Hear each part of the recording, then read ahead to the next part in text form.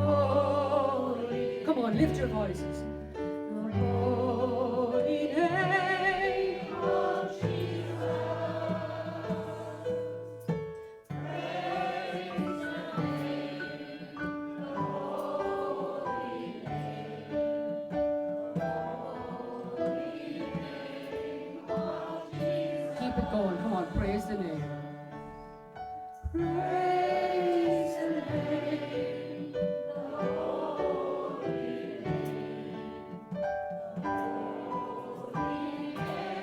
name of Jesus. Praise the name,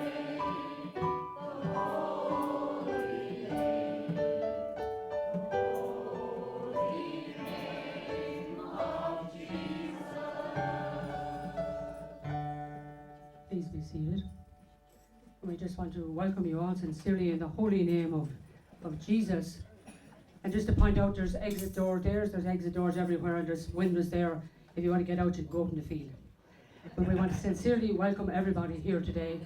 I want to welcome you who are struggling the most here today, because I want to tell you, you're being liberated. You have been liberated by the blood of Jesus. He has redeemed you. No matter what sickness, no matter what depression, no matter what suicide, no matter what finances you're carrying today, you have been freed. Toilets are out this way for the minute, because we have a great little team in the prayer group, without which we wouldn't manage, who have been cooking and cleaning here and given of themselves, and they will be blessed many fold. And I want to sincerely thank them. But I want to really put your hands together, because we have been very privileged in this prayer group with people coming to speak to us. But as I said to you earlier, I don't know if Brother Johnson was here, that I have never witnessed anything like the signs and the wonders and the miracles that accompany Brother Johnson. I have never witnessed anything like them, and the humility with him and his team is what I've witnessed. It's about giving of themselves completely, and they opened my eyes wide, going without food all day, not looking for a drink, not complaining, standing up. He stood for 10 hours one day preaching, and in a car and back driving 80 miles, and on the next morning again at 10 o'clock. Are we like that? No. We're selfish pack of lousers, that's what we are. That's what I am, yes.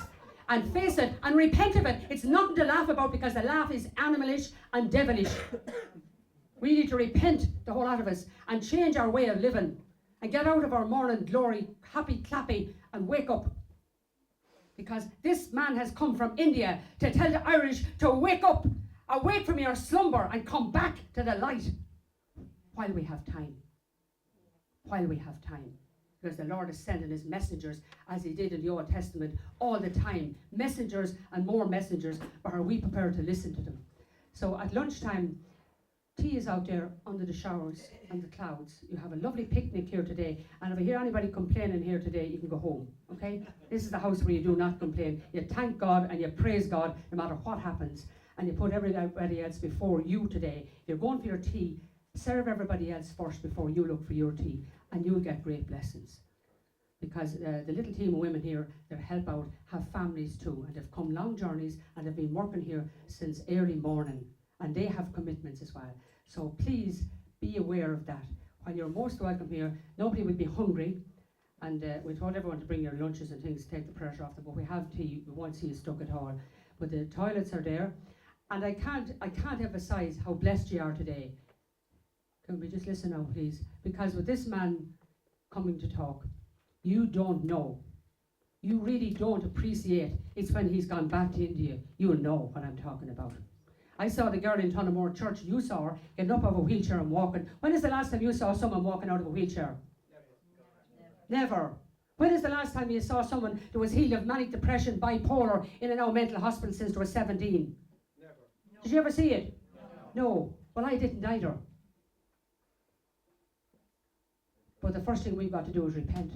And this man is accompanied with signs and miracles and wonders. But I've given you all the app on the phone. You'll get your spoon fed. But if you don't make a decision to download the app, JCILM app, and listen to it day and night, you'll remain just like the daisies out there. You'll never grow. And you'll be still coming back with depression and pains and aches here in 6 months' time to another session. You will never be fulfilled. and your family situation will not change. Will not change. So don't find fault with anybody today, please. Offer it up for your sins and for the souls in purgatory. And do not find fault with anybody, because this is a human family that works here. We're not divine. And Brother Johnson is human, and Pat is human, and Tom is human. Tom was celiac, healed of celiac. You saw the girl eating the bowl of cheese here the other night. Well, she's coming here today. She was allergic, she couldn't eat cheese. She had a full bowl of cheese. Somebody saw her eating it. She was perfect. How was your knees, Paul? Are you healed? Paul is being healed of his knees. So please put your hands together and welcome Brother Johnson.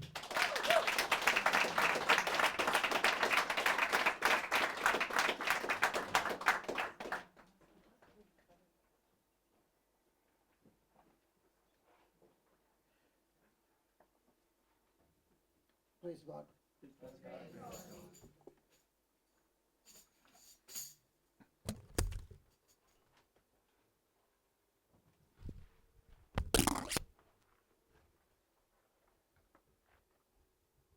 Are you happy? Yes.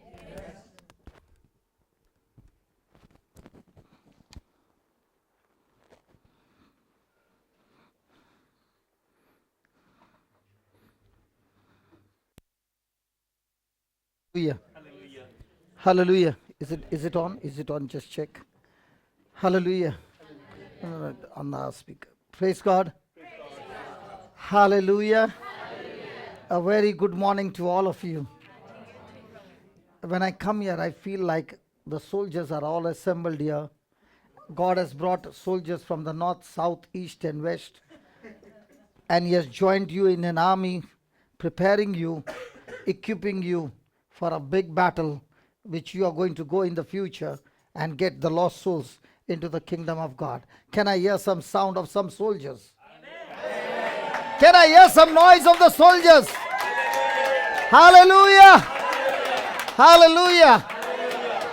Yesterday was an awesome night we had over there. This man had lost his lungs, and this man could not take more than 10 steps and he would be breathless. And we were studying on taming your mind and what Jesus has finished on the cross. We take possession of those things that Jesus has finished on the cross by acknowledging the promise to be absolutely real. Hallelujah. So when Jesus was wounded, his lungs were wounded as well. And because his lungs were wounded, this brother's lungs can be recreated and made new. Amen? Amen. So, having thought this topic, I was so excited that I got a man who had lung failure. And we put our hands on his chest and we commanded the lungs to be recreated according to the word of God. And then I told him to walk. And he walked one round and he was breathless. Then he walked another round and he was breathless. And as he was walking, and I told him, thank you, Brother Pat. Now I can see them.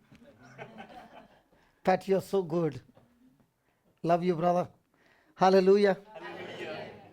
So after 2 rounds, he said, and everybody was watching him, breathless, bending down, gasping for breath. And the wife said he would not walk more than 5 or 10 steps, but at least he walked about 20 steps, and we are happy. And I said, I'm not settled for that. But when you exercise your faith and you start believing and thanking God, it will be so beautiful. And we got diverted with a nun who had celiac, and we were all focused on her and we were ministering to her. We did not even realize this man got up from his seat and he went on walking and walking and walking. And he said, I finished 3 rounds and I'm still walking. Praise God. And he told his wife, let's go out of the church, take a walk and come back. His lungs got completely healed. And this nun ate 3 sandwiches.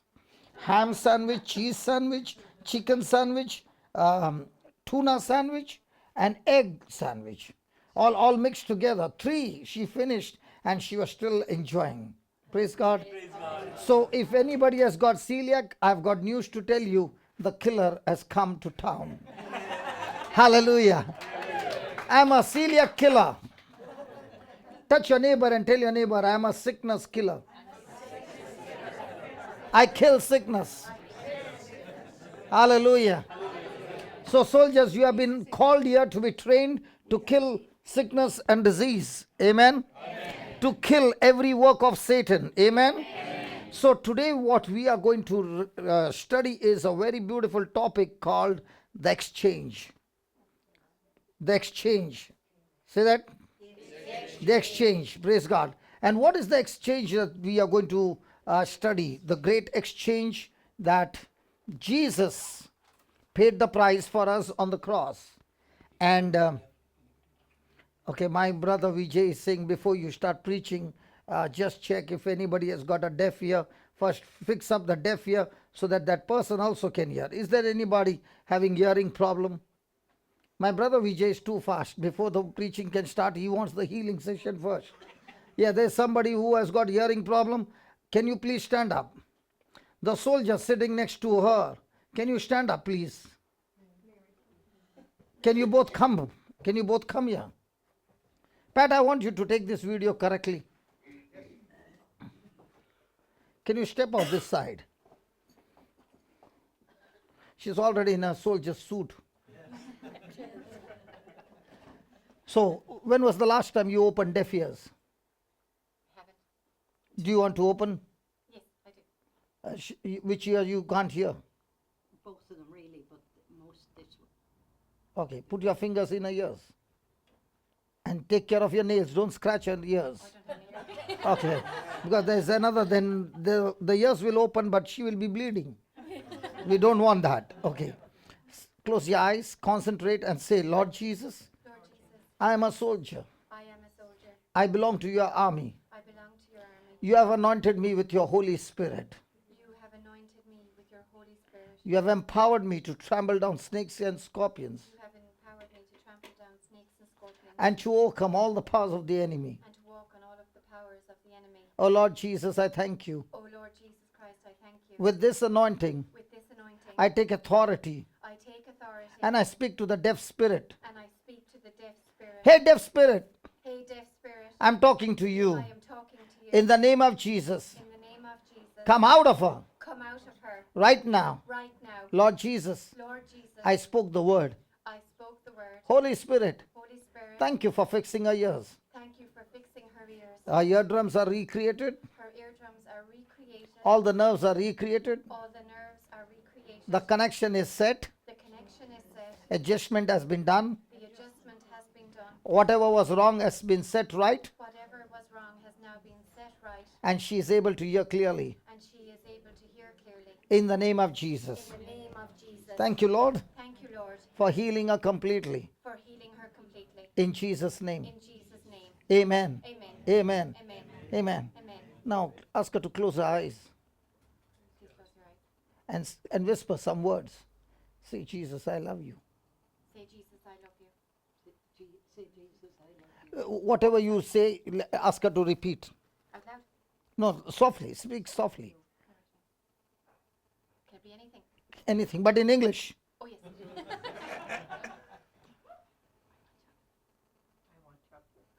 Oh my God, is she can hear that? Hallelujah.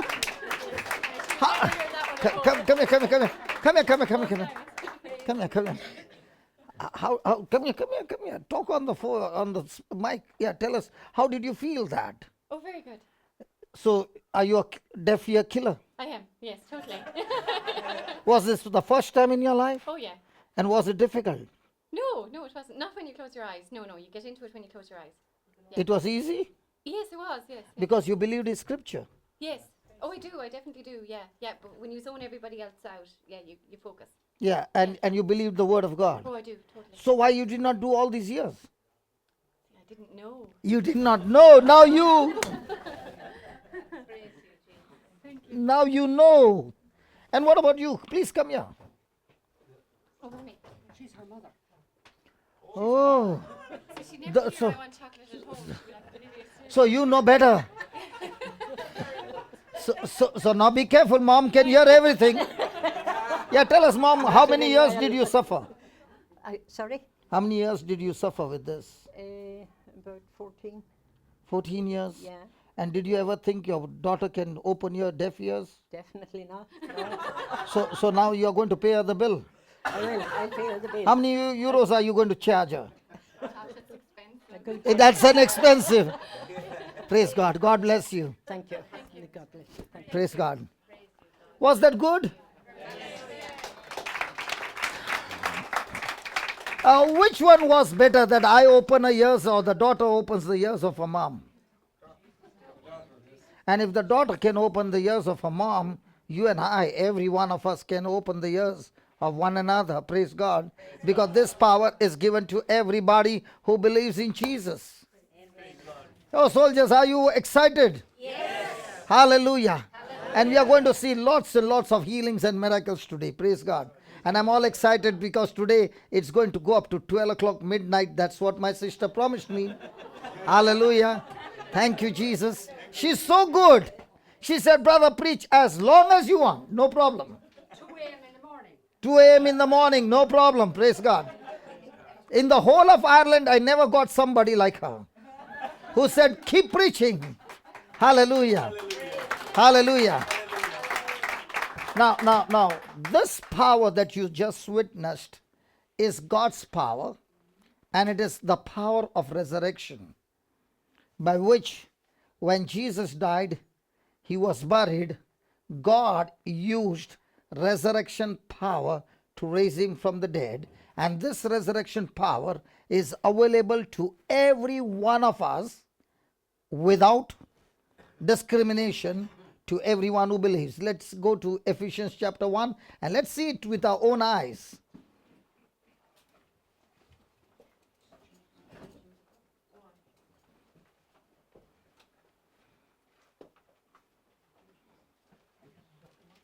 One minute, I'll just show you. I did not prepare to speak this, but with this year's opening, the scriptures change. Okay, let's start with 15. You know,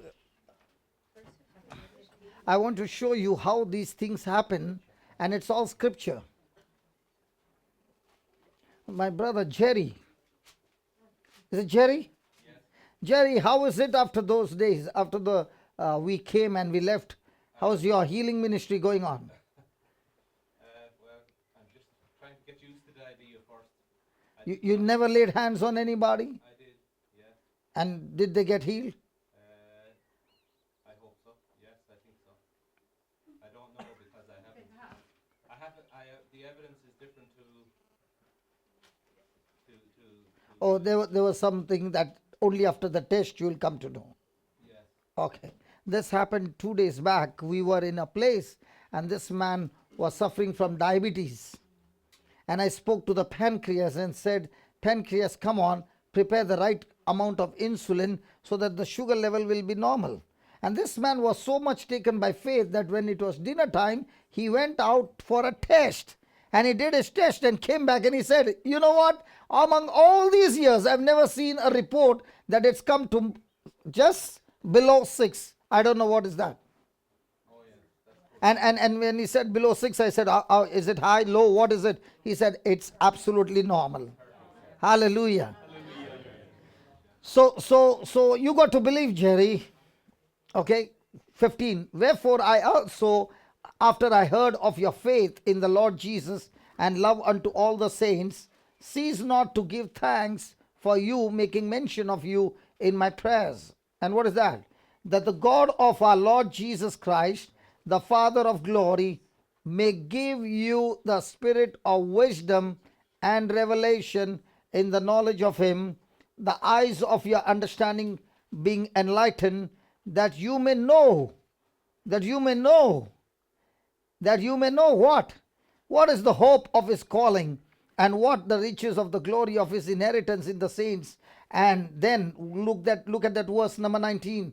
And what is the exceeding greatness of his power towards to usward who believe, according to the working of his mighty power. And what's the power?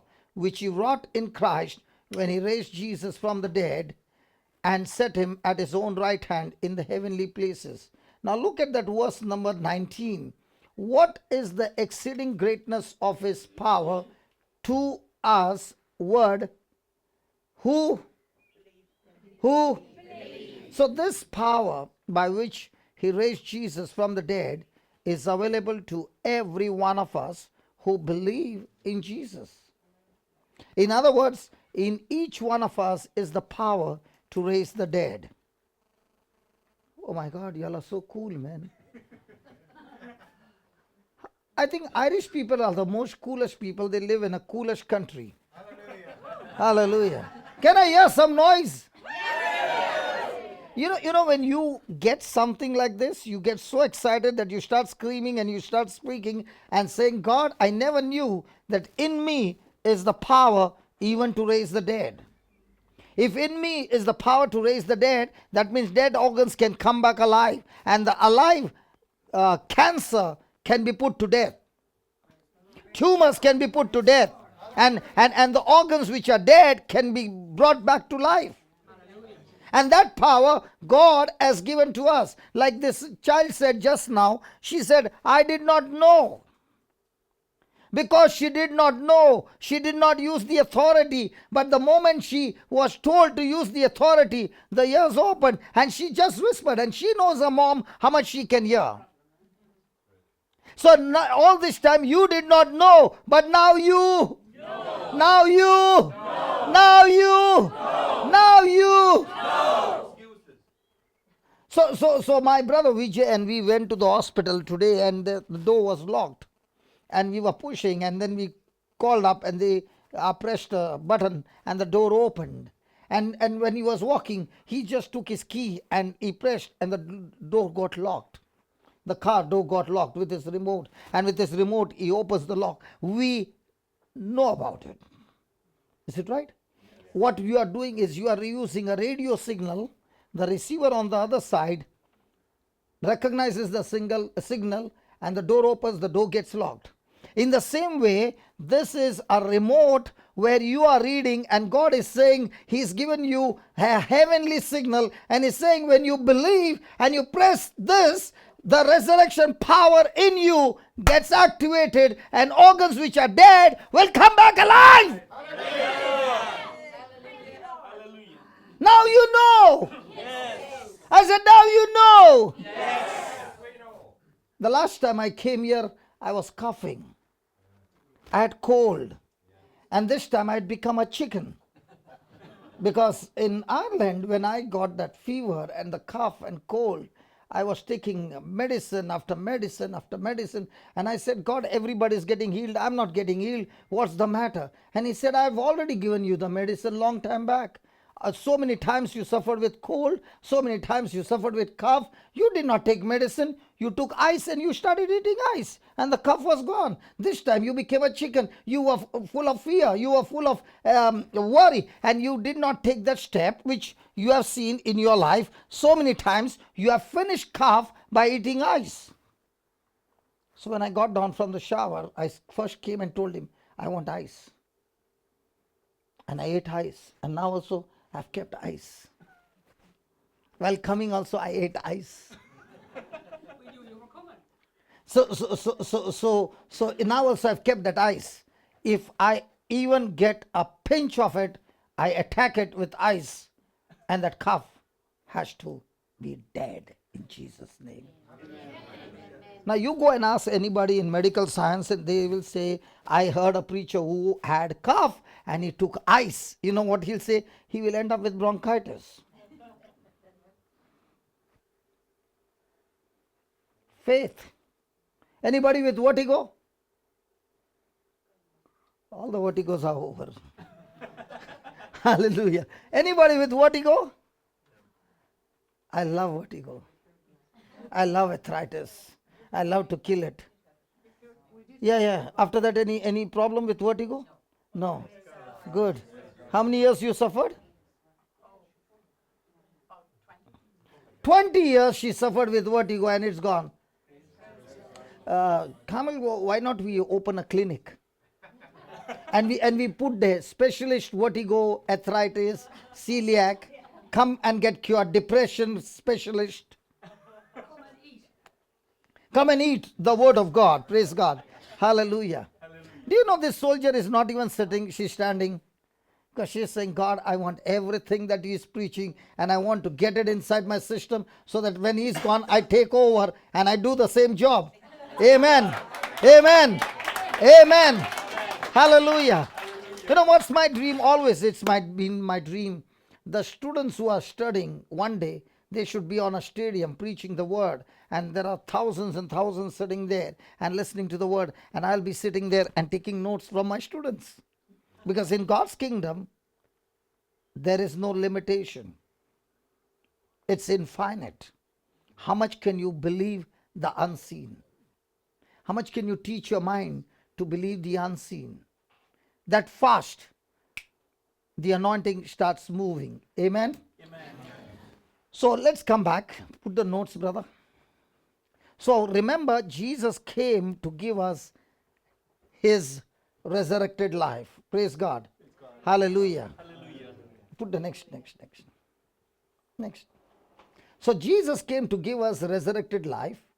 We now have an opportunity to walk in the redemption. Redemption is that he has redeemed us. He has ransomed us. He has paid the price. And he has, after paying the price, set us free. Now we have liberty. We have freedom. And God has given us this opportunity of freedom. Now the question is, am I going to use this freedom to fulfill the pleasures of this world, or am I going to use this freedom to live for God, Christ? Amen. So this opportunity has been given to everybody. Now when the sister was singing, and she was singing so beautifully, she can make beautiful albums and sing for the world concert and make a lot of money, make a lot of name, make a lot of those things. But at the same time, she can say, Lord, this is a gift that belongs to you. I will use this gift to sing your glory. And when I play the music and I play and I sing, Lord, the sicknesses and demons will be destroyed. The gift is the same. But the gift can be used for the world, and the gift can be used in the kingdom of God.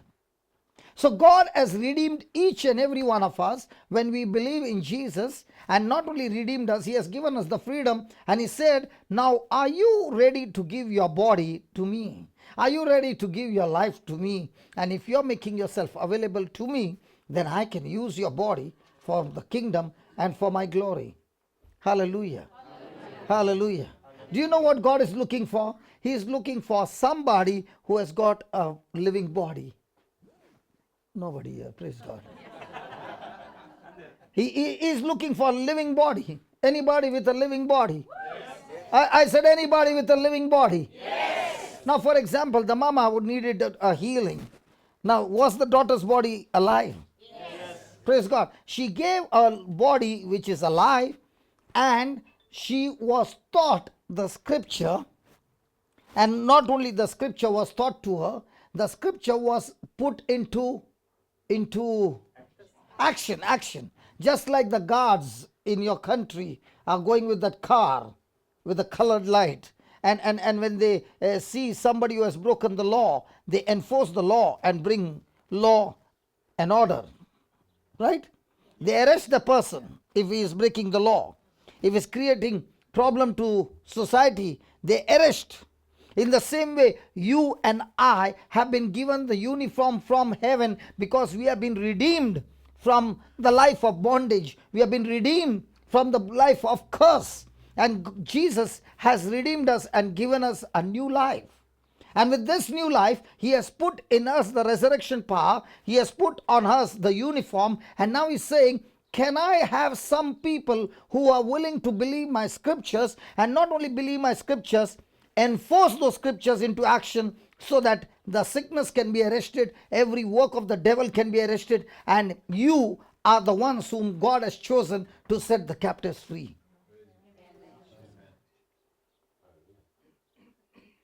And as long as you don't know, you cannot use the power. But now you know. Hallelujah. So he has given us the redemption. To walk in the redemption he provided for us. Because of what he did, we can take our lives to another level. Now, that child and the mother, let's take that example. The daughter never knew that she had the power to heal her mother. Praise God. Hallelujah. But now when she came to know that she has the power to speak to the deaf spirit, and the deaf spirit left her. Praise God. Now could she take her life to the next level? Now that she has experienced that this is how it works, is she going to live a life of slavery, a life of begging, a life of pleading, or a life of authority? So in the same way, the begging days are gone. Touch your neighbor and tell your neighbor, the begging days are gone. The pleading days are gone. I'm no longer a beggar. I am a believer. I'm not a beggar. I am a believer. Now, did she beg to God? Now, in that prayer that the healing took place, did she talk to God or did she talk to the deaf spirit? To the huh? We are so much cemented with our mind that we have to talk to God, talk to God, talk to God, talk to God, talk to God. No, there is a time to talk to God and there's a time to talk to the devil. When you talk to God, you talk to him the scriptures and ask him, God, can you give me more understanding, more wisdom of the scriptures and tell me, Lord, what's my assignment for today? I'm ready to go and get the job done. Praise God. And when you march with the authority of Christ, it's no longer you talk to God, you talk to the devil. Jesus did not talk to God when he saw a blind man. He spoke to the blind man, received sight. He did not speak to God. God, this man is suffering from paralysis. Can you please heal him, Lord? He spoke to him and said, come on, pick up your mat, rise up and walk. Hello? Even Peter and John, when they saw a crippled man, they did not talk to God. God, this man is crippled for 40 years. Can you do something? They said, we don't have silver or gold, but what we have we give to you. In the name of Jesus, rise up and walk. Come on, it's time for us to understand that God doesn't want you to pray for the sick. He wants you to go and heal the sick. Hallelujah. Hallelujah. He wants you to go and heal the sick. And what a joy to see when you see somebody sick and the death sentence has been put on him and you open your mouth and you tell the death sentence, I cancel it in the name of Jesus. I rebuke that cancer. Be dead from the root in the name of Jesus. And I speak to that organ, be recreated in Jesus' name. The organ comes back alive. Amen. Some of them are looking at the right and left. Touch your neighbor and tell your neighbor you need guts to believe.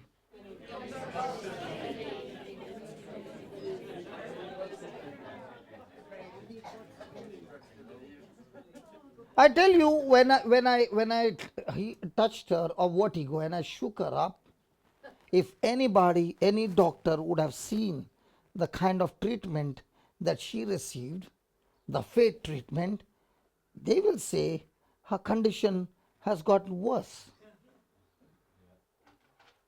Because faith was actually balancing what was imbalance. And if she knew 20 years back that by shaking her head she gets healed, no, it's not the shaking of the head, it's the word that is spoken while shaking the head. The word of faith. Because God never said, I'm going to move your mountains. He never said that. He said, you shall move your mountains. If you have faith as small as a mustard seed, then you shall say to the sycamore tree. And instead of talking to the sycamore tree, instead of talking to that sickness, instead of talking to the mountain, we have been begging to God and saying, God, please do something. And he's saying, I'm not supposed to do it. You are supposed to do it. You are the authority on this earth that my son has given to you. So I want you to be a believer. I want you to stand like a soldier. And now whatever affliction you're going through, I'm going to teach you how to kill it, so that once you learn how to kill it, now you can go around and show others how to kill it and kill their problem as well. So if somebody says, who are you? I am a person who troubles my trouble. Hallelujah. Hallelujah. What do you do every day? I trouble my trouble. And I trouble my trouble so many times that the trouble has to think twice before troubling me. Hallelujah. Hallelujah. So when you trouble your trouble every day, you become a champion in troubling your trouble. And when you become a champion in troubling your trouble, you look around for somebody who is in trouble and you go and trouble their trouble now. And when you teach them how to trouble their trouble, they also become soldiers in troubling their trouble. And the church is all about troubling our trouble. Hallelujah. Hallelujah. You can see my sister, she's gone wild. Because she was troubled for 30 years and she did not know how to fight back. And all that she knew was ancestral curse. And that one statement beat her up for 30 years.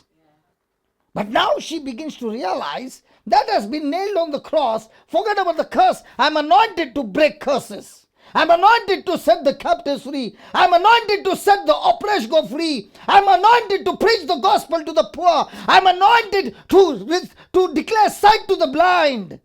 I'm anointed to declare favor of God. I'm not anointed to have ancestor curses on me. When the anointing comes, put that. Isaiah 10:27. Are you anointed? Yes. I said, are you anointed? Yes. I said, are you anointed? Yes. So let's read it. Isaiah 10:27. Brother Vijay, you got to be fast, quick. Hallelujah, hallelujah. Thank you, Jesus. And it shall come to pass in that day that his burden shall be taken away from off thy shoulder, and his yoke from thy neck, and the yoke shall be. And the yoke shall be. And the yoke shall be. And the yoke shall be. Why? Why? Because of the anointing. So when you are saying, the Spirit of the Lord is upon me, the Lord has anointed me, you know what you're saying? Every yoke is broken and destroyed. Every burden is removed and I'm set free. Hallelujah. Hallelujah. Hallelujah. The truth has set us free. How can you be anointed and have the same, and at the same time have ancestral curse?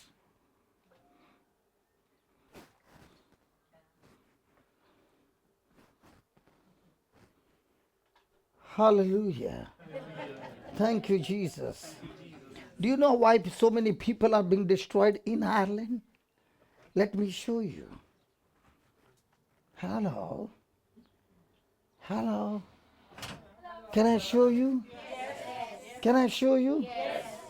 Go to Hebrews chapter 11. I love it. Oh, Jesus. Oh, Jesus. Jesus. Jesus. As I'm going to share this, I can hear the demons already screaming. Oh, Jesus. The demons are already screaming and saying, don't preach that, don't preach that. Hallelujah. Hallelujah. Hebrews 11:8.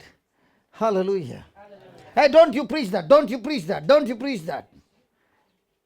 Hallelujah. And please be free when you understand the truth to scream and shout. This is a RC, Rowdies for Christ. Yes. Yes.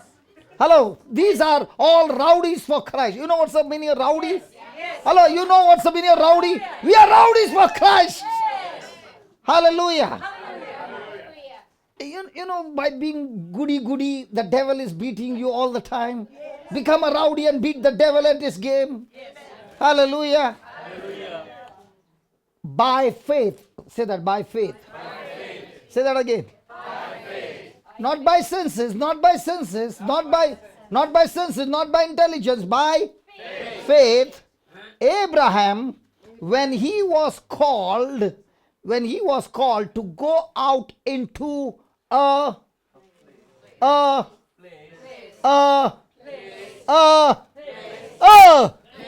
place which he should after receive for an inheritance. How many of you love inheritance? Nobody, praise God. Nobody. In India, we love inheritance. Without sweating, you get the whole property. You all don't like inheritance. So here is Jesus, here is God saying to Abraham, there is a place, I've called you to come to that place, and when you reach that place, there is an inheritance waiting for you.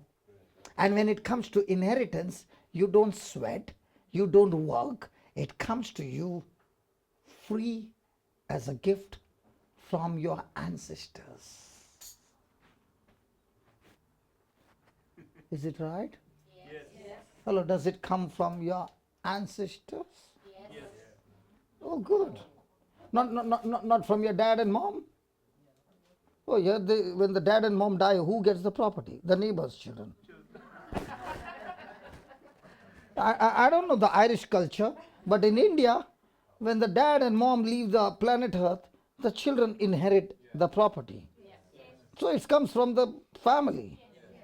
Yeah. So God is saying to Abraham, there is a place which I'm calling you to come, and when you reach this place, there is an inheritance waiting for you. And what did Abraham do? He obeyed. And at what age did he obey? At 75. Anybody here 75? Nobody. All younger than 75? Anybody 75? Brother, what age are you? 62. 62. Oh, this one like 71. 71. 75? 75? Okay. Imagine you are Abraham, and at this age, God calls you out of your father's house, out of the property, out of everything, and says, come with me, and I will show you a place where you are going to inherit my blessings. Would you like to leave your comfort zone and go to a place called unknown?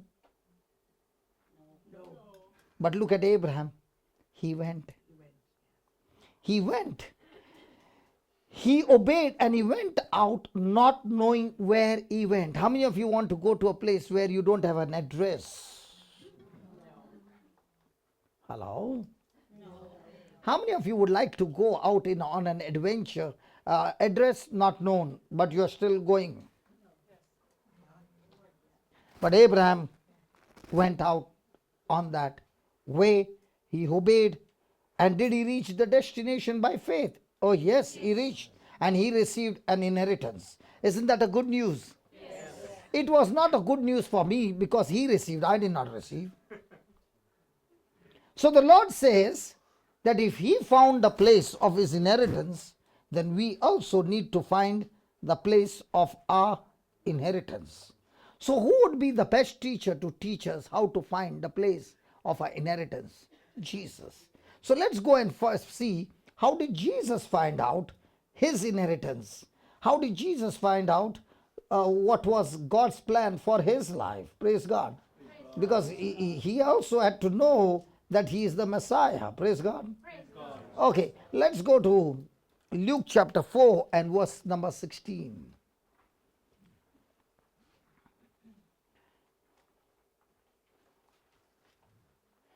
And I'm going to show you the secret when the healing started in my life. How did it start? I'm going to share with you the secret. Hallelujah. And please see that you use it, see it works, and then share the secret with others as well. Secrets of the kingdom of God should not be kept secret. It is supposed to be open to the children so that we all enjoy the inheritance together. Amen? So, 16, and Jesus came to Nazareth where he had been brought up, And as his custom was, he went into the synagogue on the Sabbath day and stood up for to read. And there was delivered unto him the book of the prophet Isaiah. And when he had opened the book, and when he had opened the book, and when he had opened the book, he found, he found, he found, he found, he found. Hey, Jesus found the place. What place did he found? Written about whom? It was written about himself. So Jesus found the place where it was written about him. The Spirit of the Lord is upon me, because he has anointed me to preach the gospel to the poor. He has sent me to heal the brokenhearted, to preach deliverance to the captives, and recovery of sight to the blind, to set at liberty them that are bruised, to preach the acceptable year of the Lord. And then Jesus closed the book, and he gave it again to the minister, and sat down.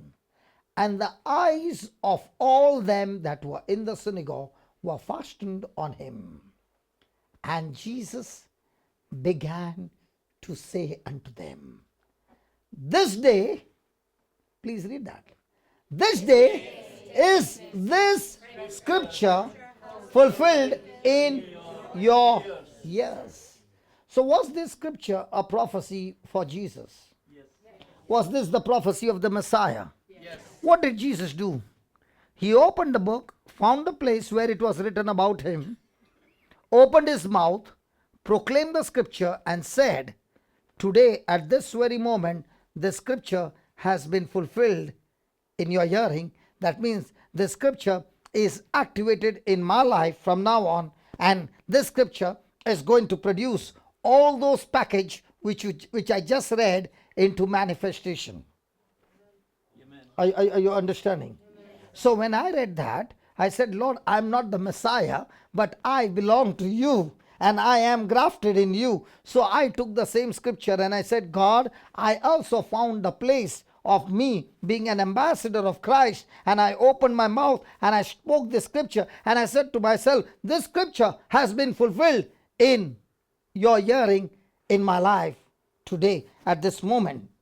Hallelujah. Then I took the scripture and I began to speak it about 500 to 800 times.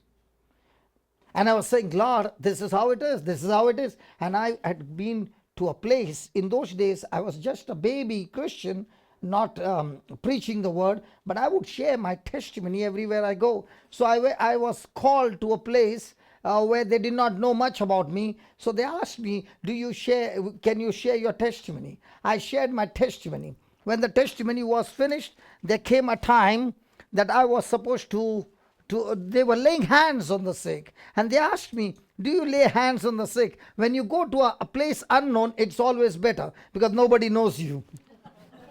Hallelujah. And when they told me, I said, I'm not going to leave this opportunity. I said, I do pray over people.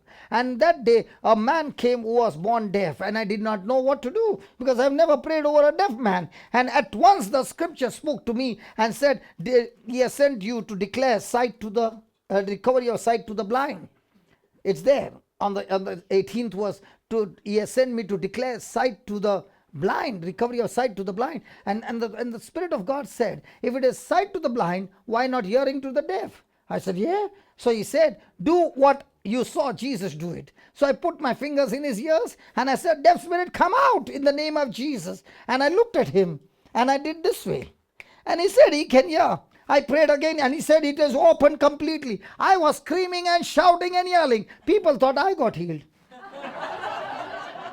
Now, I want you to imagine all these years, these hands were used for fights. These hands were used for extreme sinful life, extreme club life. Okay? And for the first time, when you see that through these hands, a man born deaf, his ears opening, all that I was doing was crying bitterly and saying, God, why do you love me so much? But I found the secret. I found the place. And when I found the place, that night I could not sleep. I said, God, I never knew that by speaking the scripture, believing the scripture and saying to myself, this scripture is a prophecy to my life, and I believe it, and I'm going to act on it, and I'm going to live on it. The next day, there was healing time.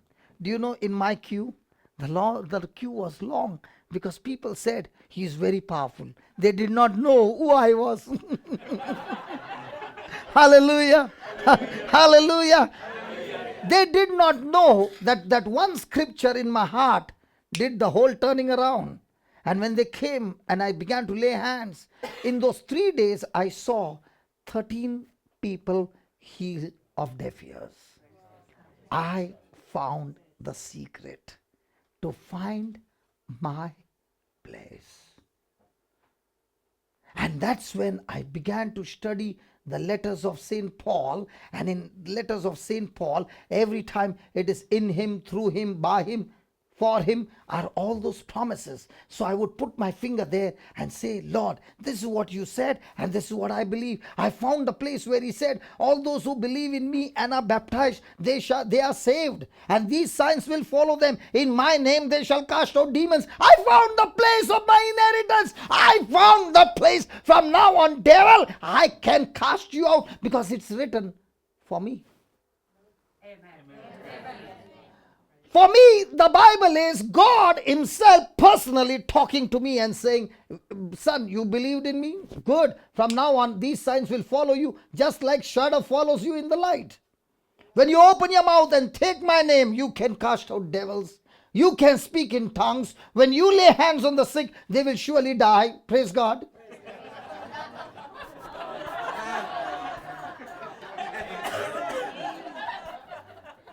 Will they die? They shall recover. Then why are people not laying hands? Because they have fear that they will die. That's why you don't lay hands. Is that place of inheritance for everybody? Yes. But have you taken it? No. Because you never knew it. But now do you know? Yes. So what is the Bible? The Bible is a treasure hunt of downloading your inheritance. Oh my God. Are you understanding? Yes. It is not a storybook. It is not that you are telling God, God give me, God give me, God give me. He's saying, from my side, I've already signed the sale deed document. It's your signature that needs to be put on the document. Now with the 2 signatures, the witnesses are right. Now the job will be activated. The problem is we don't put our signature. We are telling God, put the signature, put the signature, put the signature. He's saying, I've already written it and given to you. Touch your neighbor and tell your neighbor, I found the place. Like my sister, 30 years she suffered. 30 years she suffered. And when she was listening to me in Tell Us, she heard about the topic offense. She heard that when a person is bitter, when a person is full of envy, when a person is full of anger, it is devilish, it's demonic. She found the place where Satan had locked her up for so many years. She found a place where Satan had authority and stopped her inheritance. She found that place and she said, when I go back home, I'm going to clean myself in this area. Satan, now you cannot enter my ground. I put a wall between you and me. I refuse to get offended. I refuse to walk in unforgiveness. I am going to walk in love. I'm going to walk in forgiveness. I'm going to love everybody. I'm going to be kind, especially those who hate me. Now, when she began to find that place and she put it into practice, the next moment, 30 years of problem, everything just broke down because she found the place. So every day when you sit with the Bible, as you are reading, you are finding your place. And when you're finding your place, you're putting your finger there and saying, it is all written for me.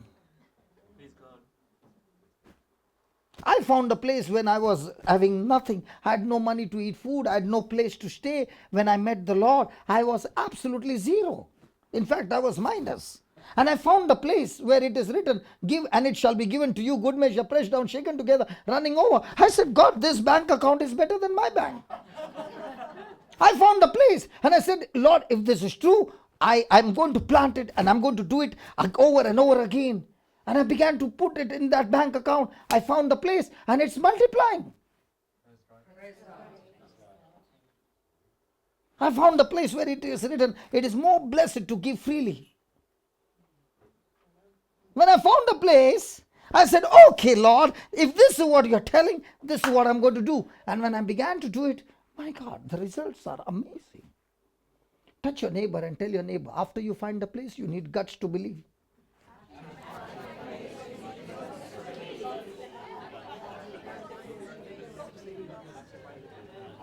And how will you get that guts? Hello, how will you get that guts? You'll get that guts when the word starts speaking to you. When you start speaking that word over and over and over again. And that's what is happening to my sister. When I see her, I look at her crazy. Just like me. Total crazy. I don't think so husband will get anything to talk now. When the husband is talking something, she will be speaking, it is written, scripture. Da, da, da, da, da. And the husband will say, darling, I know, but I love you with agape love. Everything is scripture now. Hallelujah. Hallelujah. Thank you, Jesus. Thank you, Jesus. That's why the Bible says, out of the abundance of the heart, the mouth speaks. The heart is fully loaded with scriptures. Now, when the mouth opens, it only comes out scripture. But a person whose heart is loaded with sickness, every time the mouth opens, they only speak about sickness. And the issues of life flows out of the heart. Hallelujah. Thank you, Jesus. So have you found the place? Yes. Hello, have you found a place? Yes. Now, there are many people who have found a place of their inheritance. When the doctor gave them the report, they went to Google search, saw the name, typed the name, and now they are looking at their inheritance.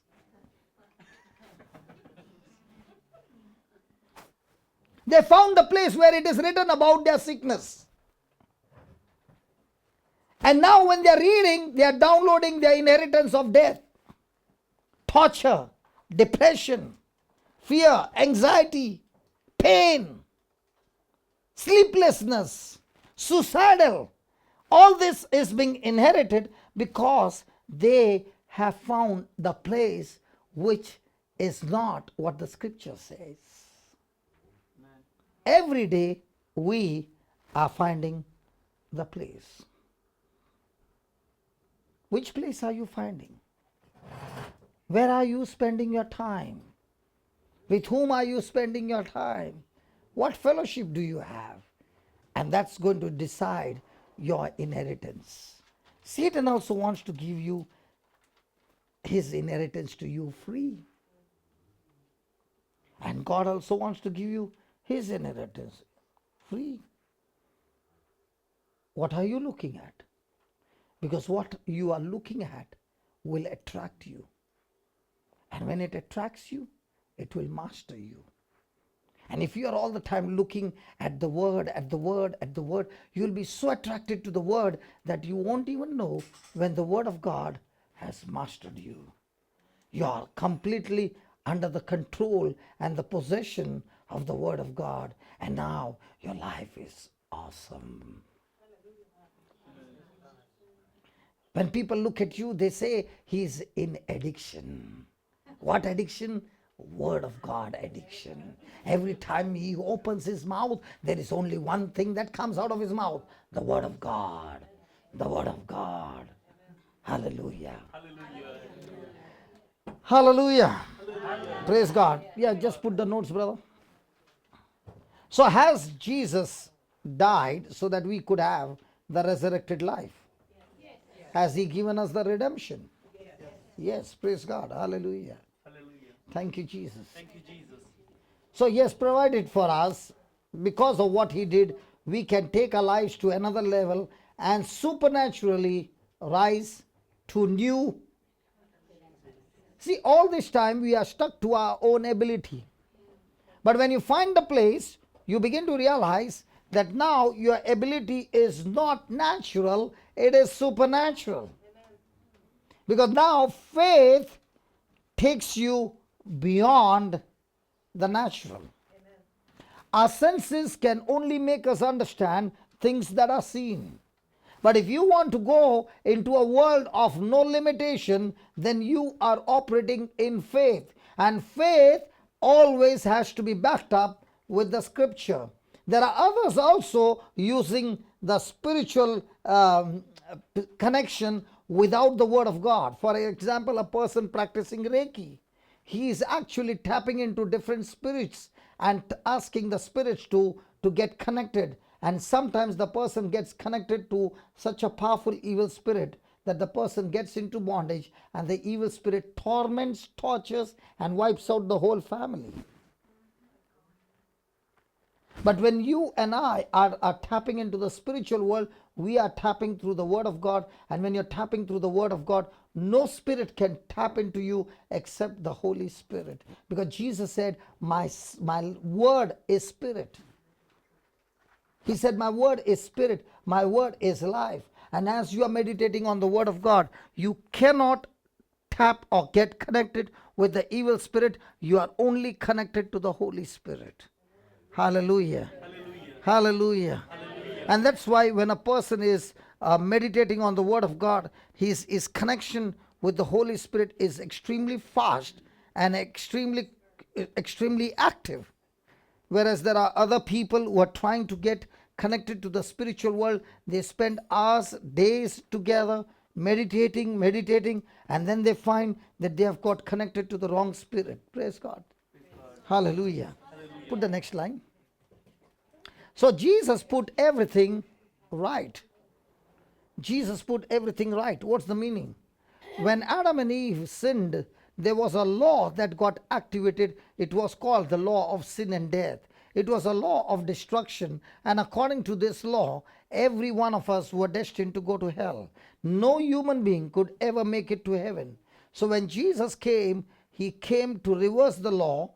And that's why by his death on the cross and dying sinless, dying in submission to God, dying carrying out the Father's will, activated a new law. And the law is the law of the Spirit of life in Christ Jesus. So when Jesus came, he came not only to forgive us of our sin, but he also came to reverse the law. And that is why the very person who was once upon a time in depression, now understanding the word of God, receiving the inheritance by searching the places in the scriptures, that same person is now not only living a victorious life, but teaching people how to come out of their depression.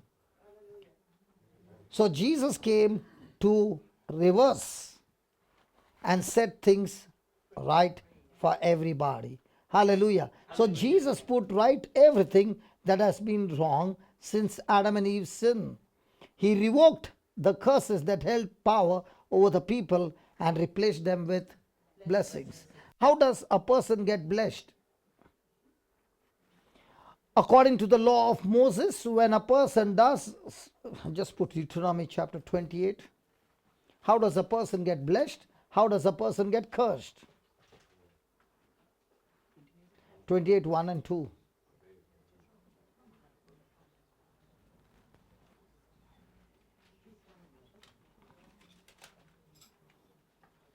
Thank you, Jesus. And it shall come to pass, if you shall hearken diligently unto the voice of the Lord your God, to observe and to do all his commandments, which I command you this day, that the Lord your God will set you on high above all the nations of the earth. Now, here in verse number 1, he's talking about doing, hearing and doing all the commandments of the Lord. In verse number 2, and all these blessings shall come upon you and shall overtake you if you shall hearken unto the voice of the Lord your God. How does the curses come? Verse number 15. Same chapter, verse number 15. And it shall come to pass, if you shall not hearken to the voice of the Lord your God, to observe to do all his commandments and his statutes, which I command you this day, that all these curses shall come upon you and shall overtake you. So in the old covenant, before Jesus is coming, it all depended on the person, that if he did good, he would be blessed. If he did wrong, he would be cursed. There was a problem. The Lord demanded me to do good, but the Lord did not give me the power to do good, because in me was the power of corruption. In me was the power of sin.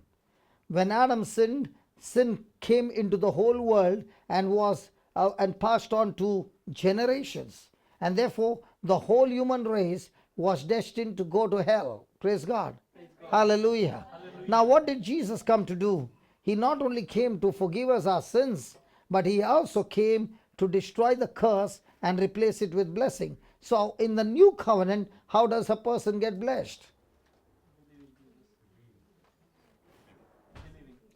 Let's see Ephesians 1:3. Ephesians 1:3. How does a person get blessed? Please read it. Blessed be God and Father of our Lord Jesus Christ, who has. So God has blessed us. How? With all spiritual blessings. Does that include freedom from family tree curse? Yes. Are you sure? Yes. From ancestor curse? Yes. Are you sure? Yes. Hello? Or you have to go on praying and praying and praying and praying and praying? No. The Bible clearly says he has blessed us with all spiritual blessings in the heavenlies, in the heavenly places in Christ. So how does a person get blessed after Jesus' death and resurrection? By believing and receiving him as your Lord God and Savior. And how does the curse get destroyed? By believing that Jesus was made a curse on the tree. When he hung on the tree, God took our curse and nailed it on him on the tree. And his obedience has earned blessings for us, and God gives that blessing to us absolutely free. It is a great exchange. Say that, great exchange. Say that again. Say that again. And this exchange does not take place by our works. It takes place only by faith, believing in the finished works of Jesus. Hallelujah. Hallelujah. Hallelujah. Hallelujah. And that's why there are many people, especially in Ireland, who have been taught wrongly that there is an ancestral curse which was there, but the moment you received Jesus and got baptized, the curse got destroyed on the cross. Jesus was already cursed on the cross by God because he took our curse. Hallelujah. So from Jesus' side, it was already finished 2018 years back. But now what is from our side is to have the right thinking, to have the right place. If you did not find the place and you found a wrong place and somebody gave you a wrong teaching, now the wrong place with the wrong teaching will bring forth wrong inheritance. Are you following? Yes. And that's why it's very important that when somebody is teaching you, whether that somebody has backed up with the scripture. And even when the scripture was taken, what was it? Exodus what? 20. Okay, just put Exodus 20, 5 and 6. The scripture that was taken was not complete. It was taken only half. Any scripture which is taken half, not completed, is not the truth. Thou shalt not bow themselves to them, nor serve them, for I, the Lord your God, am a jealous God, visiting the iniquity of the fathers upon the children, unto the third and fourth generation of them that hate me. And is there a continuation or different sentence? Hello? Is the sentence got there over, or is it still continuing? Continuing with the word and showing mercy unto what? So when the curse comes, it comes up to the fourth generation. But look at God's kindness and mercy. He blesses you to 1,000 generations. And when does he does that? When a person repents, it's over. When the prodigal son went and messed up everything, and when he came back, did his father accept him? Yes. Did he have to do one good thing? No. He just believed in his father's forgiveness. And Jesus said the father accepted him, and not only accepted him, restored everything at that very moment. Except the family tree curse.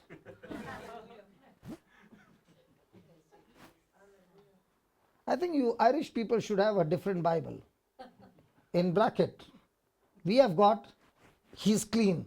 But in Irish culture, it should be written, family tree curse, except family tree curse only for Irish people.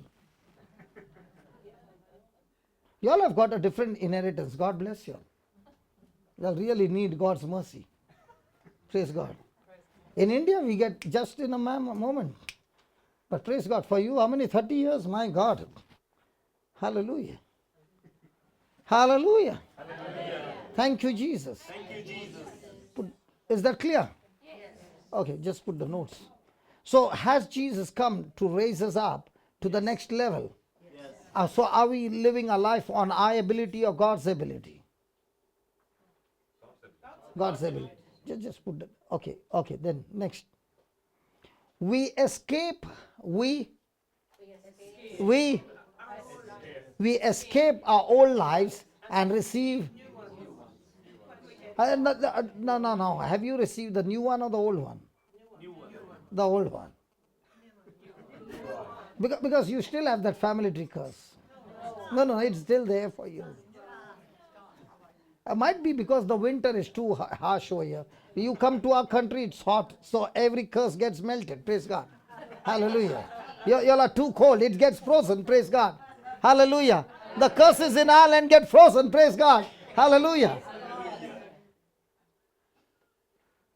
We escape our old lives and receive new ones when we get born again. When we get born again. How does a person get born again?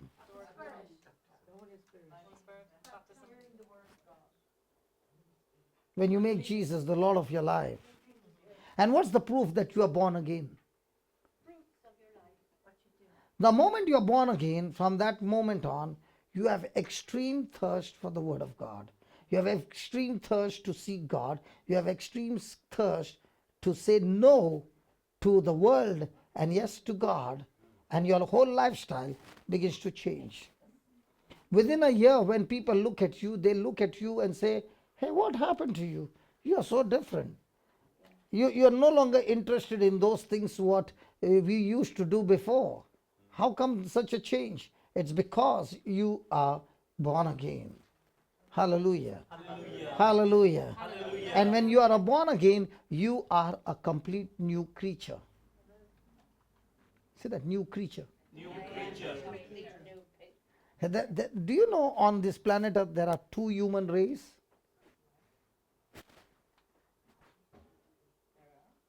The one who are white, Ireland, and one who are tanned, Indians. Yeah?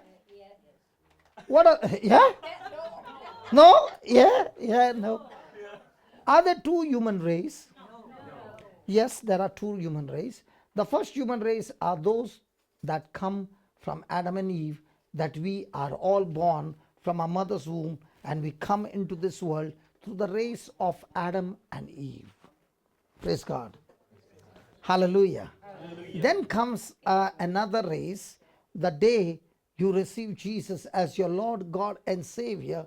That moment when you received, you are dead to your old self, and God by His resurrection power has given you new life, and therefore you are no longer coming from Adam and Eve. You are born again from the womb of the Heavenly Father, and you are adopted in the family of God through Jesus Christ. So now you are no longer from Adam and Eve, you are born again in Christ Jesus. So you came into this world now from the womb of the Heavenly Father. Let me explain to you. Let's go to Romans chapter 6.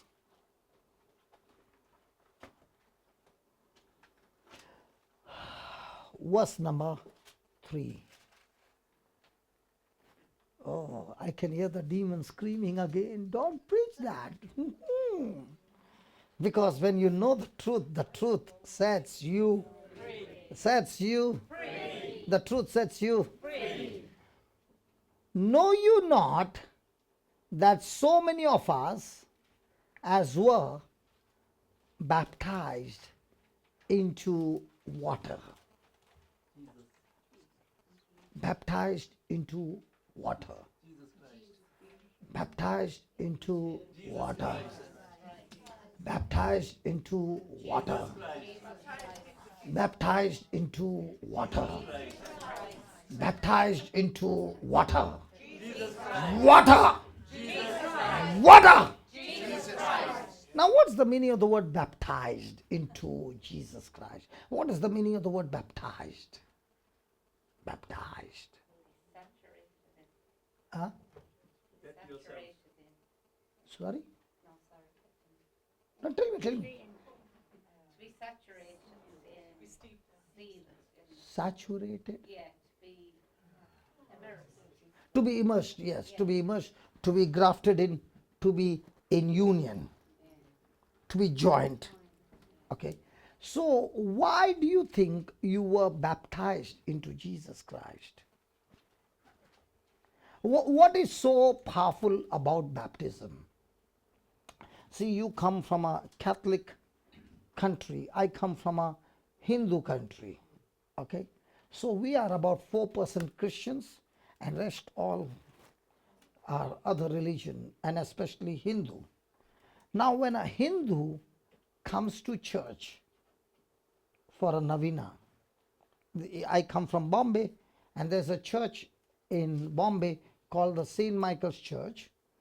Thousands and thousands of people come in one day and about 40% of them are non-Christians. And they come for this Navina to get their petitions answered. And it's going on for years. And when this Hindu man or a woman comes to this church, say for 1 year, 2 years, 3 years, 5 years, 10 years, nobody in the family has any issue. But the day the same person goes back home and says, I got baptized in Jesus, hell breaks loose.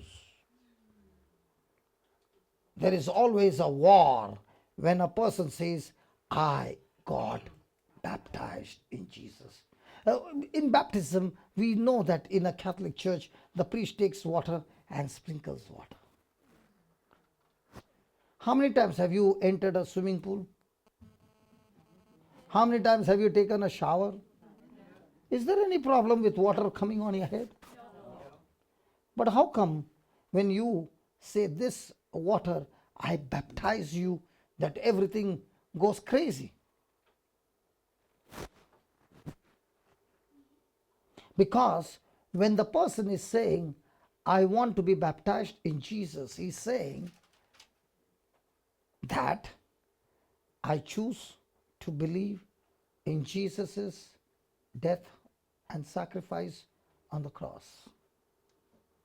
Now, let me give you an example.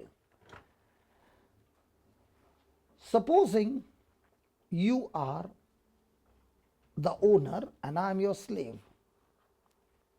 Okay, Kamal, you're the boss, or you want me to be the boss? You decide. Okay, I'll be the boss. So you are the slave, and I beat you and make you work. I hope your husband is not here. He did not hear that. Don't worry. He did not hear that. He did not hear that. Praise God. I beat you and make you work. Okay? And you are tortured.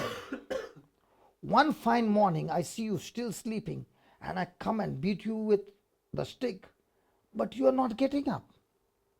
And I turn you around and I see you are dead.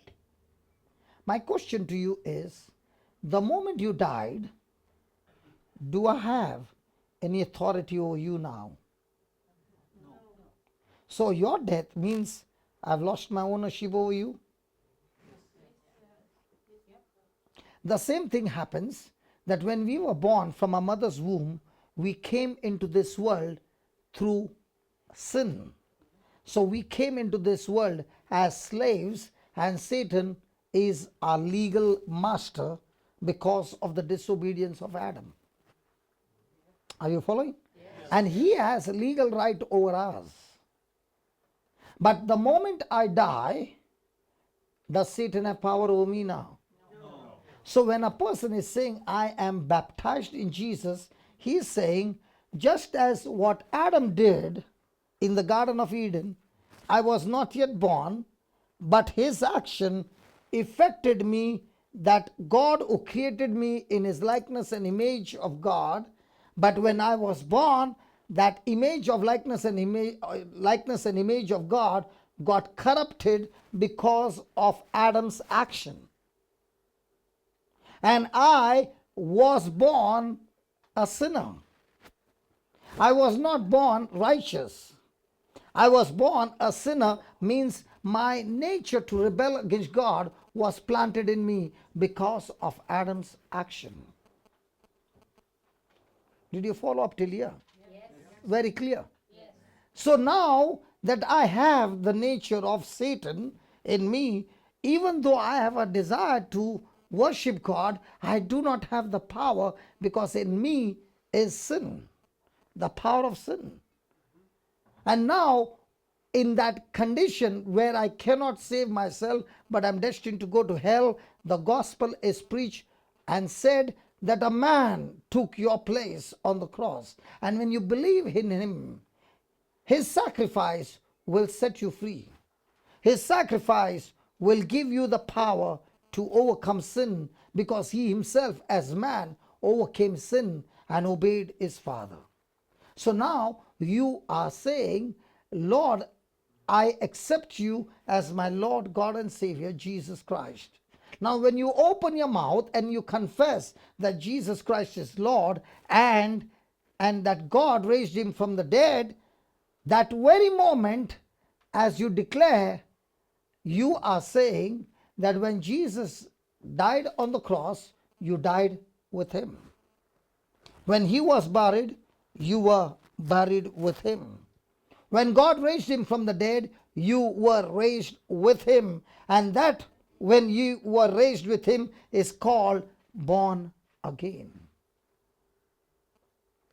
Hallelujah. Hallelujah. Hallelujah. Hallelujah. So when the baptism takes place, it is actually the funeral of your past old life.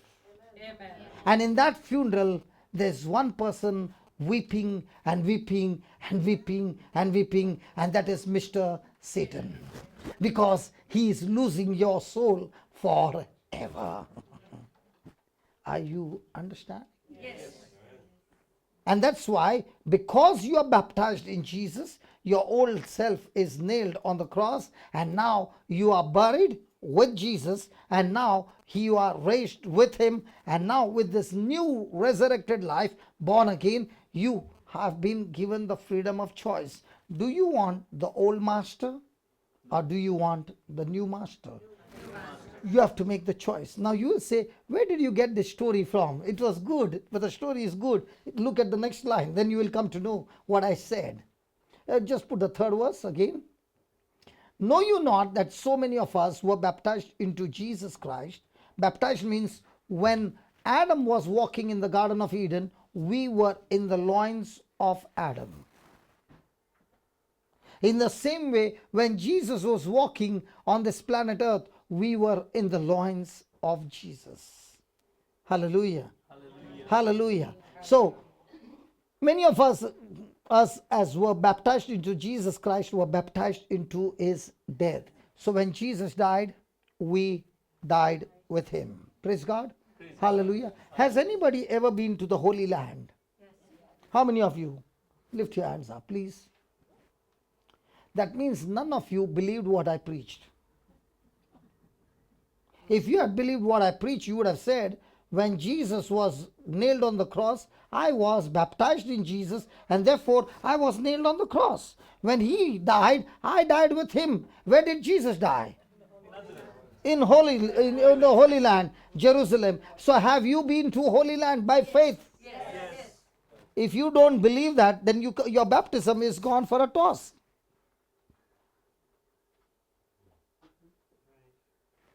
Therefore, we are what? Buried with him by baptism into death, like as Christ was raised up from the dead by the glory of the Father, even so we also should walk in newness of life. So when God raised Jesus from the dead, he raised us up in our baptism with Christ. And now we are no longer the old creature corrupted, but we are born again, having the nature of Christ in us. And this life Jesus came to give us, except for the Irish people, the family tree still remains. I don't know why that tree comes in between the Irish people. Hallelujah. Hallelujah. Hallelujah. And that's when a person gets born again, he makes a choice that I do not want the old master anymore. I want the new master. And with the new master, we now receive the word, and that's how we live in the new life. Look at the fifth scripture.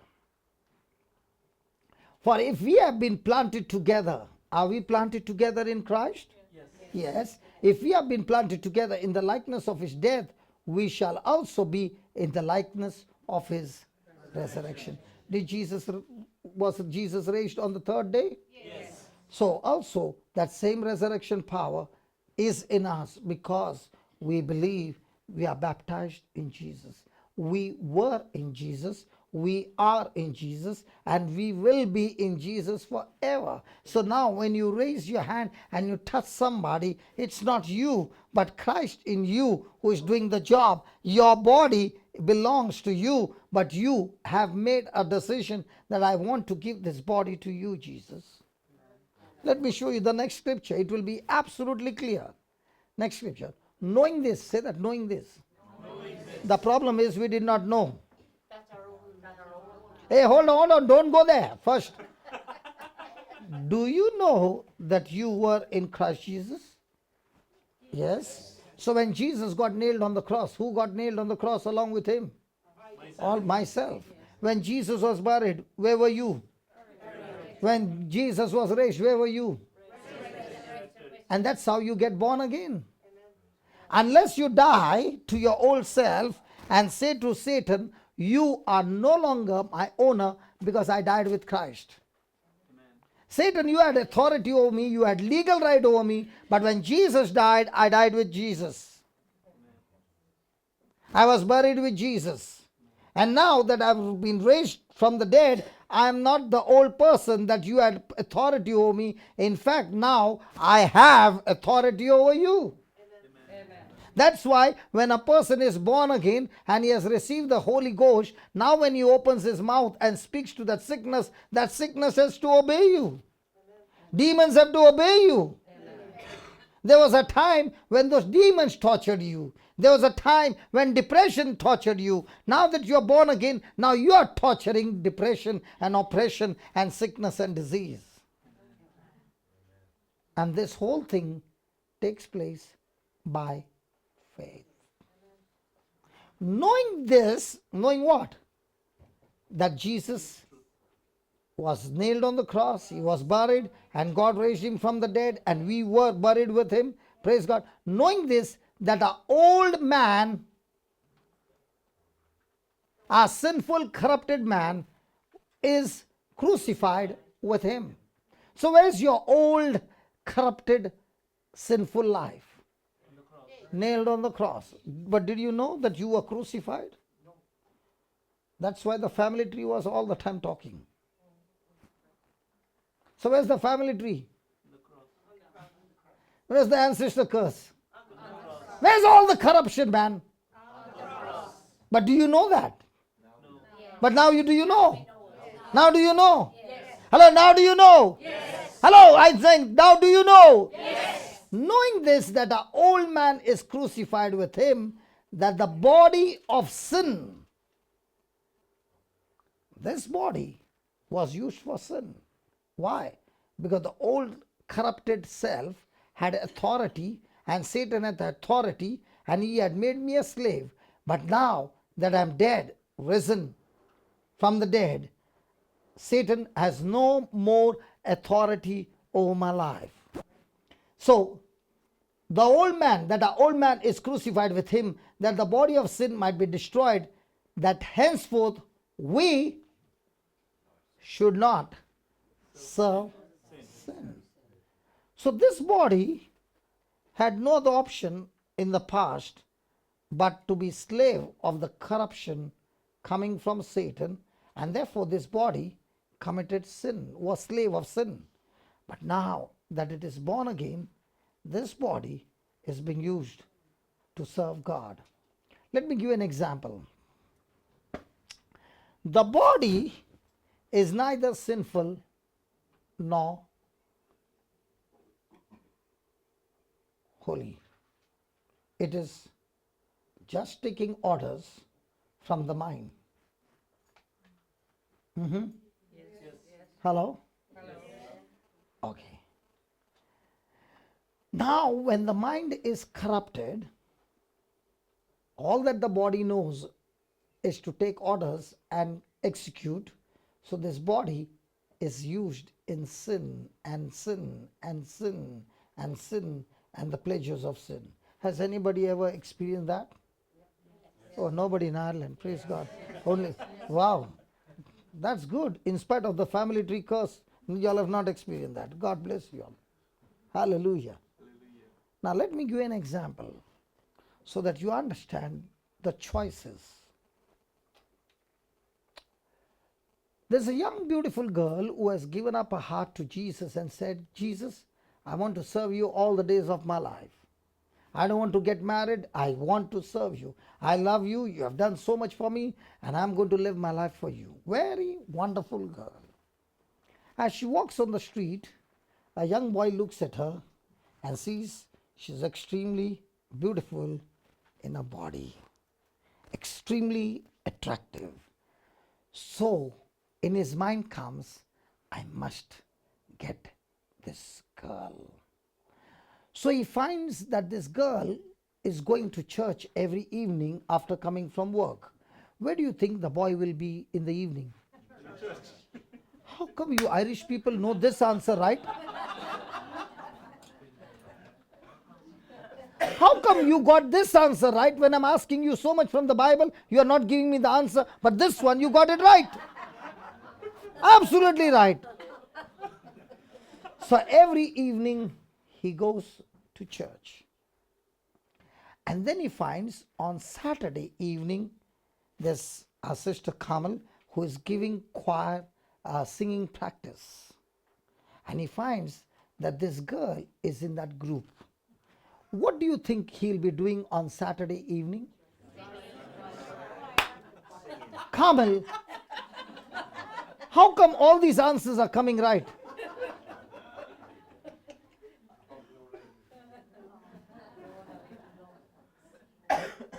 Full marks, praise God. Okay.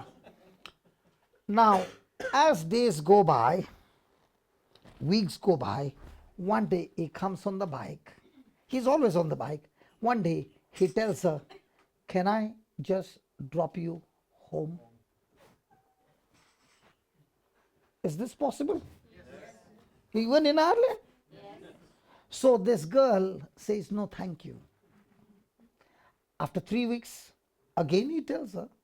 And now this girl is looking at his life. Every day comes to church for Mass. He is in the singing and he's so good. So she sits on his bike. Possible? Yes. Yes. Has it ever happened in Ireland? Yes. Yes. I'm asking you. Yes. Okay. So he sits and slowly the kuchu kuchu kuchu kuchu starts. And now she is really in fond of him, and she goes and tells the priest, I have decided to get married. So the priest says, who is the boy? And she says, such and such boy. And the priest knows that boy, and he tells the girl, run as fast as you can. Hallelujah. Hallelujah. Hallelujah. Thank you, Jesus. Now, my question to you is this boy coming to church because he loves Jesus, or his intention is that I want to get this girl?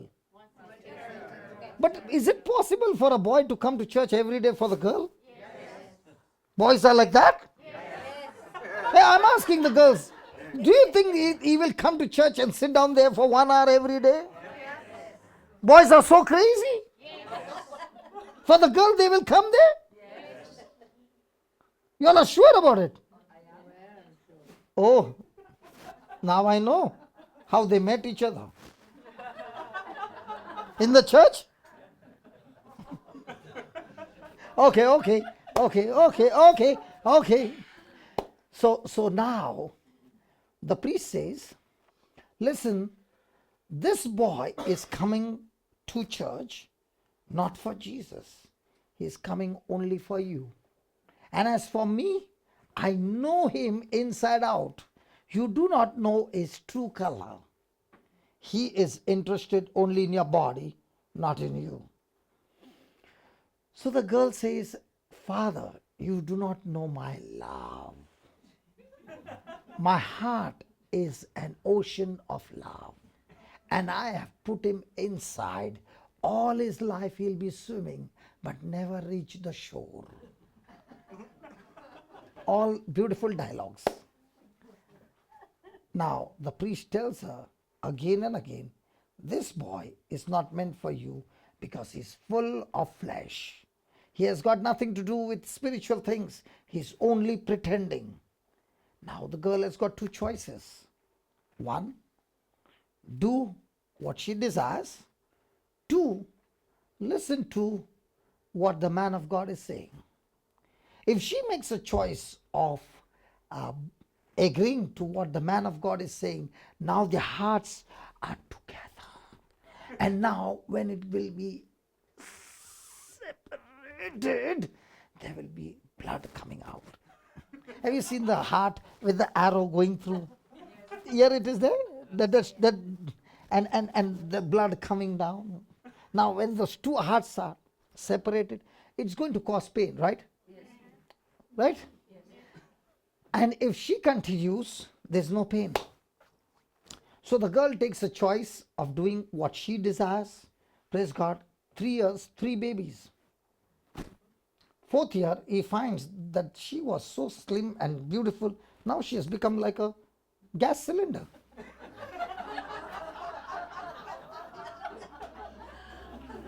In just 3 years.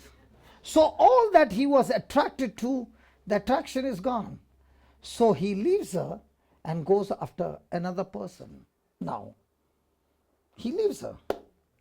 After 4 years, she realizes that this boy was not meant for her. Okay? Now, my question to you is, which pain will be more? After 4 years, having 3 children, he leaves her for another woman? Or when the priest told her that this boy is in the flesh, don't get married, and she separates herself from there, which pain will be more? When she separates from the boy in the beginning, or after 4 years. In the same way, God is saying to us over here, your old self will always tell you to fulfill your desire. And it's going to be giving you pleasure. And it's going to be easy. And this body will always obey the old self. And when you allow the old self to have a hold on you, this body will be used for pleasure of sin, but the result will be extremely painful. Because the old master will again knock at the door and say, can I use your body for pleasure? And I'm going to give you pleasure. Whereas the new master will say, look at me. I allowed myself to be crucified for you.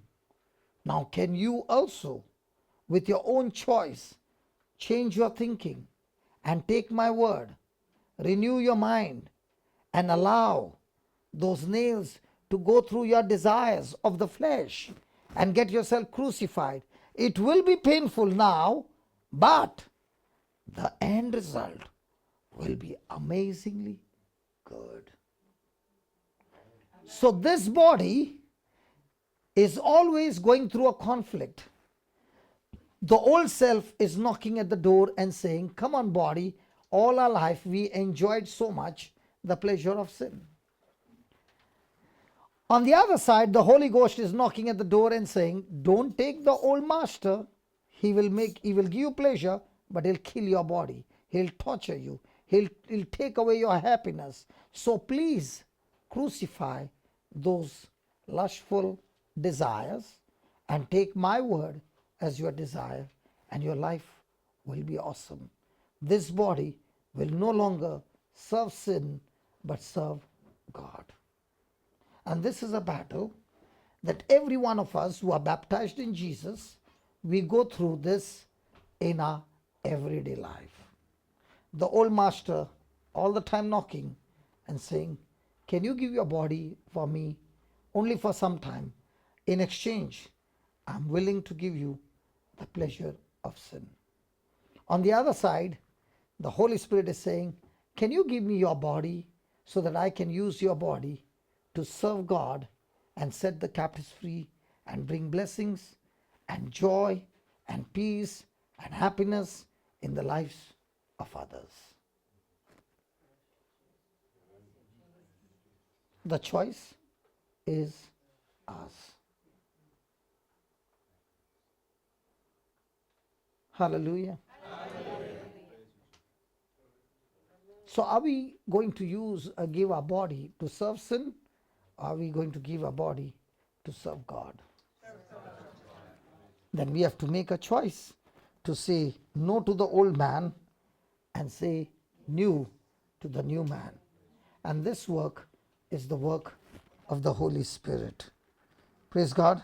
Praise God. Hallelujah. Hallelujah. Brother Vijay. Hallelujah. Hallelujah. Can you write down?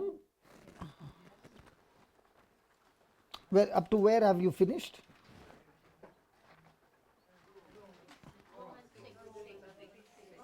No, about the notes that we had given you. He revoked the curses that held power over the people and replaced them with blessings. We finished up till there. Yeah. Okay, write down. We escape our old lives. We escape our old lives and receive new ones.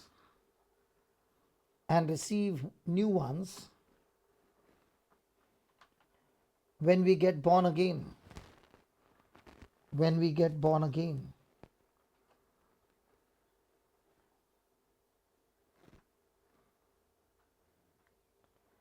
Because of this new life,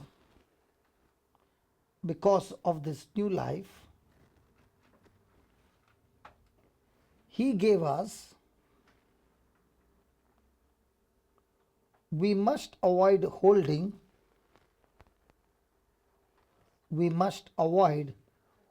on to thoughts from our past.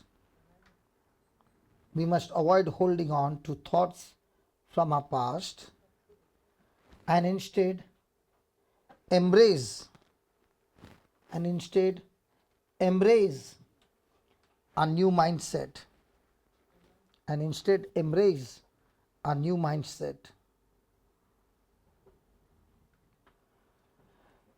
Now that we have received salvation,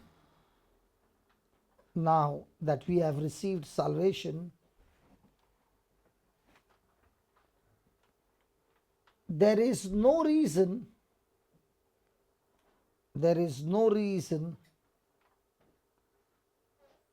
to go back. There is no reason to go back to living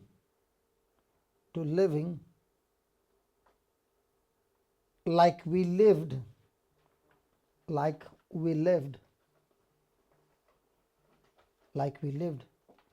before we were saved. No, let it be.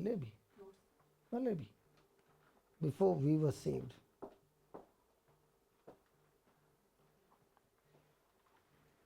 we are free. We are free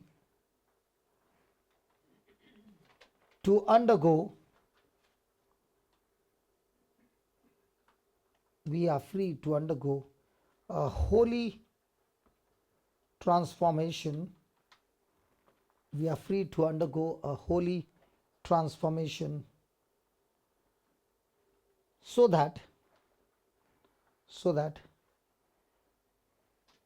we can carry out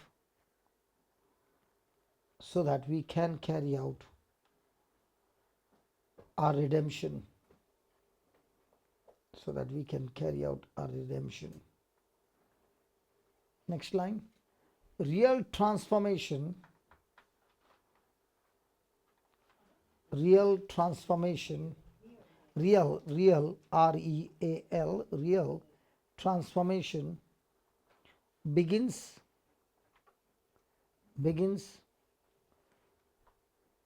with a change in thinking. Real transformation begins with a change in thinking. This liberates us. This liberates us.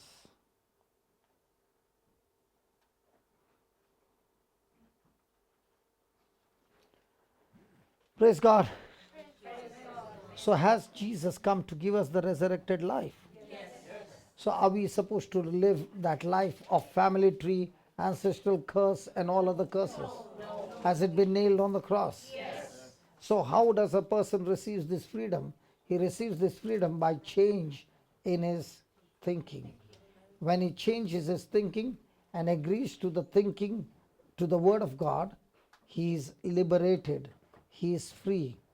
And when you are using your own new mindset, embracing the word of God, studying the word of God, this very body which was full of sicknesses, this very body which was full of corruption, you will find this very body turn out healthy and being used in the kingdom of God powerfully and changing, and your life being completely changed.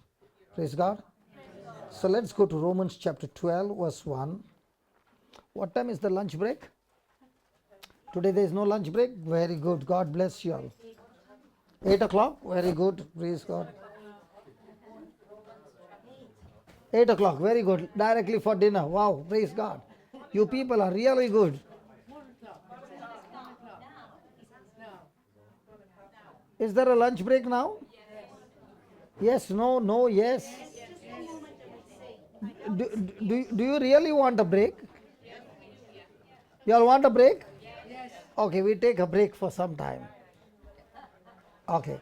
We take a break for how long? I don't want to give you a break. How long do you want a break? Ah, here comes the principal of the school has come. We're just announcing today is a fast day, so there's no food. Wow! You're so good! Isn't that the best thing to do? Isn't it? Go So- ahead, carry on.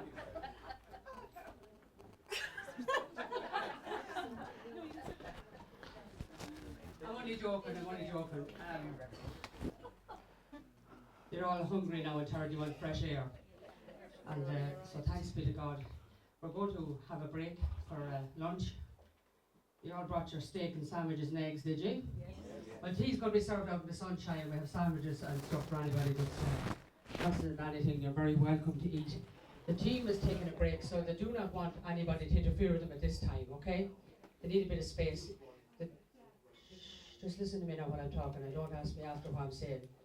As the saying goes, the toilets follow this road to keep the kitchen free because we're trying to serve food. And people have come long journeys here. And I have to welcome Kevin and Breda and Pat from Wexford. They've made the effort to come, and they're to come in a long haul, so they're getting steak and you're getting nothing. Not right, Kevin, isn't it? We put them all outside in the rain. So I'm going to take Brother Johnson and his team, and the tea, I've got Mary, can you help there, and me in the kitchen, put on your yellow jackets, the whole lot of you that's supposed to be with your yellow, these are the bumblebee jackets, you know. And so the tea will be served outside, no tea in here. There's a few chairs out there for anybody to stay able to stand. What time are we coming back, Brother Johnson? So we're going on till morning here. minutes. There's no finishing at all, isn't that right? Yeah. Morning. So are you enjoying the day? Are you Cheese? sure? Yes. Cheese, cheese? Okay. No problem. Well, the tea will be outside the doors here, okay? And you can make your way back in then. Anybody that's part of the prayer group, we need your help now. You're servants today. You're not here to be up at the front door to be prayed with. Get your yellow jacket and get out there and help Paul. And so, as the saying goes, I'm taking the team with me now, so don't interrupt me for a silent prayer. They're not going to do it now. Take your tea outside and we'll meet you at, it's 1:05, we'll meet you at 2 o'clock, okay? You can walk around there and you can pick all the weeds outside for us if you like. You put off? No. Put off this thing. Recording. Now, hey, you are streaming, man. No.